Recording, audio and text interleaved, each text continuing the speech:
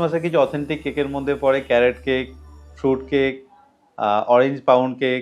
আচ্ছা, pound cake কেন বলা হয়? তার কারণ হচ্ছে এই কেকটা বানানোর জন্য যে ইনগ্রিডিয়েন্টসগুলো লাগে সেগুলো সবই 1 পাউন্ড করে ইউজ করা হয়।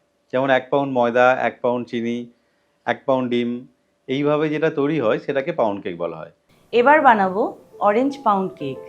কেকটা বানাতে যা যা ইনগ্রিডিয়েন্টস লাগে: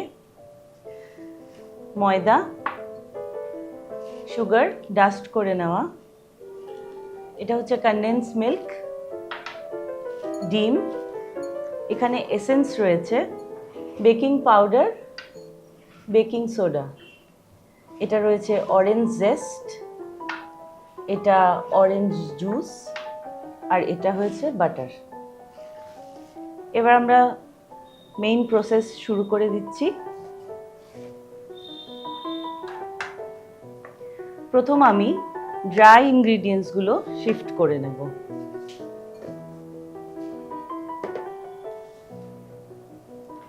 ময়দা,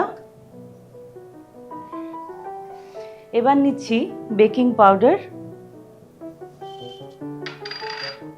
বেকিং সোডা,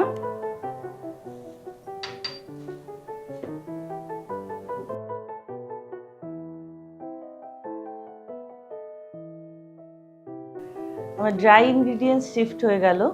এবার আমি সব লিকুইড ইনগ্রিডিয়েন্টগুলো মিক্স করব আস্তে আস্তে করে। একটা বোল নিয়ে নিলাম, বাটার আর সুগার মিক্স করব একসাথে। খুব ভালো করে সেটা মিক্স করতে হবে।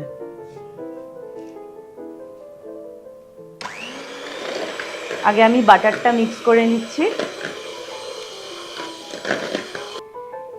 এবার আমি আমার গুঁড়ো করা চিনিটা বাটারের মধ্যে দিয়ে আবার মিক্স করব।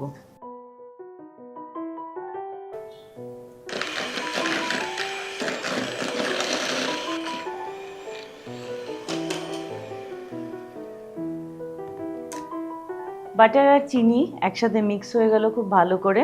এখন বাটারটা অনেকটাই ফ্লাফি। এবার আমি তার মধ্যে এক এক করে এগগুলো অ্যাড করে নেব।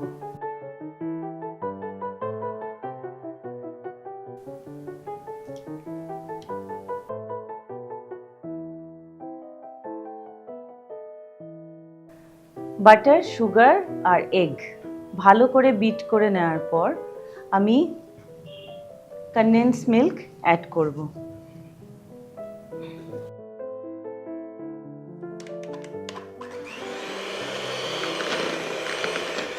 কনডেন্স মিল্ক অ্যাড করে আমি আবার ভালো করে বিট করে নেব।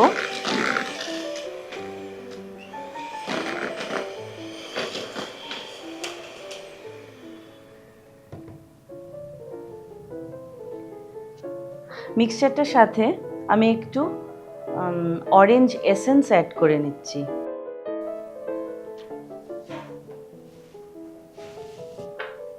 এটা হলো অরেঞ্জ জুস, যেটা ফ্রেশ অরেঞ্জ জুস, এটা আমি মিক্সচারটার সাথে অ্যাড করে নিচ্ছি।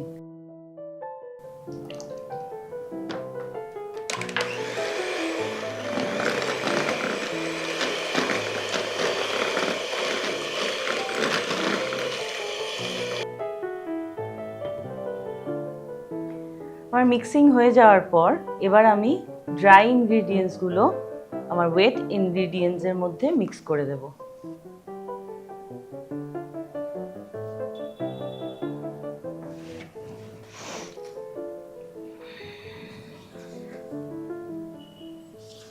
কাট অ্যান্ড ফোল্ড মেথডে আমি ড্রাই আর ওয়েট ইনগ্রিডিয়েন্টসগুলো মিক্স করে নিচ্ছি।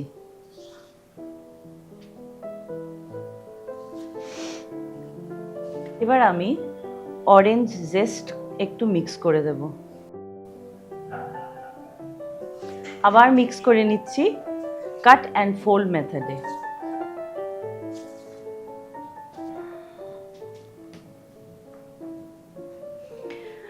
এবার আমি কেক টিনের মধ্যে পুরো ব্যাটারটা ঢেলে দেব।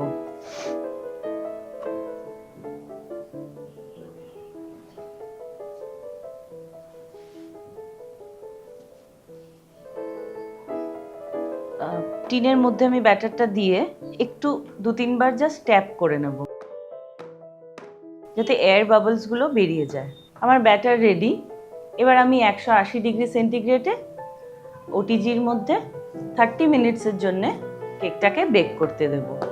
অরেঞ্জ পাউন্ড কেক বানানোর সময় অবশ্যই অরেঞ্জ জেস্ট ইউজ করতে হবে। আর যখন অরেঞ্জ জেস্ট আমরা বার করব তখন যেন খেয়াল থাকে যেন সাদা অংশটা না বেরিয়ে আসে, শুধু উপরের যে অরেঞ্জের জেস্টটুকু আছে সেটুকু আমরা ইউজ করি। যদি সাদাটা আমরা নিয়ে নিই তাহলে ওটা অনেক তেতো হয়ে যেতে পারে। আরও একটা কথা মাথায় রাখবেন, যখন অরেঞ্জ পাউন্ড কেক বানানো হবে তখন অবশ্যই উপরে অরেঞ্জ গ্লেজটা ব্যবহার করবেন, তাহলে কেকের টেস্টও ভালো হয়, দেখতেও সুন্দর লাগে। আর সেখানে অরেঞ্জ যে গ্লেজটা বানানো হচ্ছে তার মিষ্টির ব্যালেন্সটা যেন সঠিক থাকে, না হলে অতিরিক্ত মিষ্টি হয়ে গিয়ে কেকটা আর খাওয়াই যাবে না।